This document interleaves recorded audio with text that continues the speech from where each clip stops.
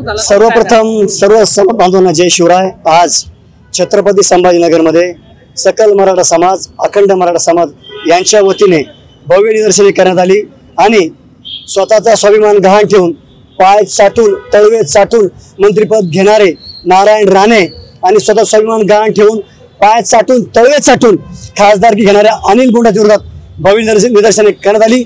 सरकारने हे भुंकणारे कुत्रे आमच्या स्वाभिमानी आणि संघर्ष योद्धा मनोज जरांगे यांच्यावर सोडलेले आहेत, परंतु मी सरकारला सांगू इच्छितो, तुमच्या अशा कुत्र्यांच्या भुंकण्याचा आमच्या स्वाभिमानी आणि प्रामाणिक नेतृत्वावर काहीच फरक पडणार नाही। आमचा 6 कोटी अखंड मराठा समाज दादाच्या पाठीमागे आहे, त्यामुळं तुम्ही आता फक्त विधानसभेची वाट बघा। तुम्हाला तुमची अवकात आणि तुमची जागा लागल्याशिवाय हा अखंड मराठा समाज शांत बसणार नाही। तुम्ही हे गांभीर्याने घ्या आणि लवकरात लवकर मराठा ओबीसीला आरक्षण द्या। मराठा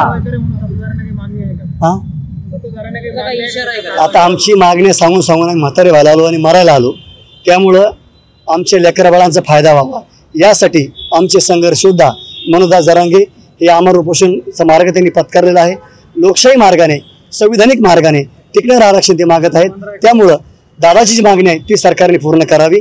येत्या विधानसभेत सरकारला मराठा समाज हिसका दाखवल्याशिवाय शांत बसणार नाही आणि मी जाहीर इशारा देतो, मनोज दादा जरांगेवर जर तुम्ही असे भुंकणारे कुत्रे सोडले तर ह्या कुत्र्यांची गाडी संभाजीनगरने फोडल्याशिवाय आम्ही सकल मराठा समाज आणि अखंड मराठा समाज शांत बसणार नाही। तुमची गाडी फोडू आणि वेळपासून तुमची डोके पण फोडू आम्ही आता। हा, शांत बसणार नाही आता।